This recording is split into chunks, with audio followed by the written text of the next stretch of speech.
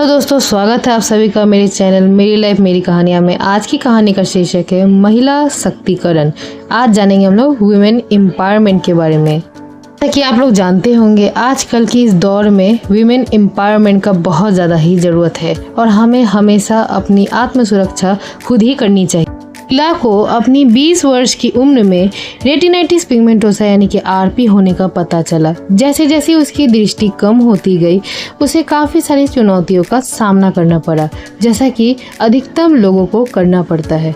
वो खुद को काफ़ी ज़्यादा असुरक्षित महसूस करने लगी थी, क्योंकि आजकल की दुनिया में हम लड़कियों के लिए बहुत सारी ऐसी तकलीफ़ें आ चुकी है, ऐसे लोग हैं जो इस तकलीफ़ों को उत्पन्न कर रहे हैं।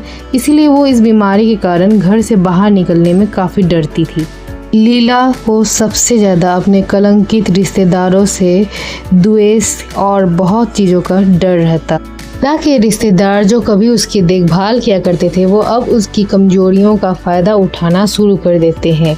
जैसे जैसे लीला बड़ी होती जाती है, कभी उसके इधर उधर शरीर में हाथ फेरते, तो कभी उसके पीरियड्स के बारे में पूछा करते, लेकिन वो इन सभी बातों से बहुत ज़्यादा ही शर्माती थी। लेकिन उसके रिश्तेदार उसकी फ़ायदा उठाने में अपना कोई कसर नहीं छोड़ते थे कि अपने ही ममेरे भाई ने उसका भावनात्मक और शारीरिक रूप से शोषण किया। उसके साथ बार बार ही ऐसा होता। उसे हर बार रिश्तेदार ऐसा ही माहौल बना देते उसके लिए, जो कि उसके लिए काफ़ी ज़्यादा भावनात्मक और भयावह था। लेकिन उसे काफ़ी ज़्यादा कष्ट भी होता था ये सोचकर कि आज मुझे सही से दिखाई नहीं दे रहा है, इसीलिए लोग मेरा फ़ायदा उठा रहे हैं, और वो किसी को बता भी नहीं पाती थी ये सारी बातें।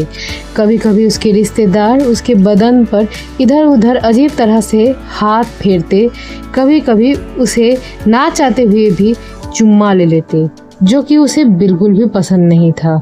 लेकिन ये सब धीरे धीरे अब बढ़ता ही जा रहा था। सभी चीज़ों से लीला काफ़ी ज़्यादा परेशान होने लगी। एक दिन तो उसके ममेरे भाई उसके लिए बहुत बड़ा मुसीबत बनने वाले थे। कमरा बंद करके उसके साथ पूरा गलत करना चाह रहे थे, लेकिन लीला उसे अपना भाई मानती है, इसीलिए वो उसके साथ कुछ भी गलत नहीं करना चाहती।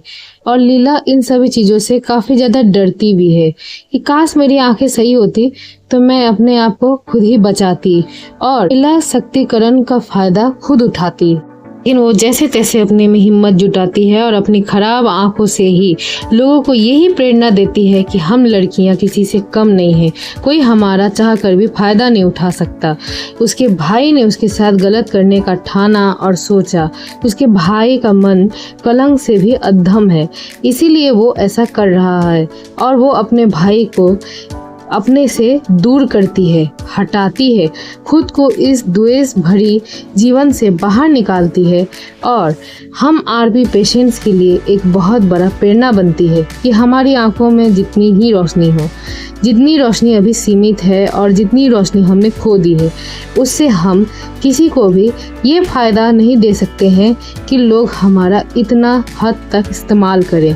हम लड़कियां कोई सामान नहीं होते जो लोग आएंगे, हमें इस्तेमाल करेंगे और हमें फेंक देंगे।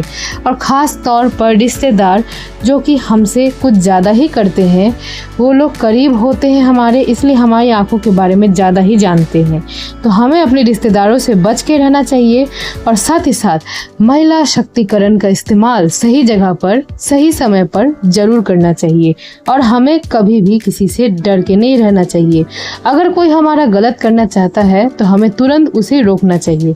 आपको ये कहानी कैसी लगी, आप लोग मुझे सुनकर कमेंट में ज़रूर बताना, और साथ ही साथ मेरे चैनल को सब्सक्राइब करना, बेल आइकॉन को ज़रूर दबाना, ताकि आने वाली आपको हर कहानी की नोटिफिकेशन मिलती रहे। और आपको वुमेन एम्पावरमेंट के बारे में और भी कुछ जानना हो तो आप लोग मुझे कमेंट कर सकते हैं।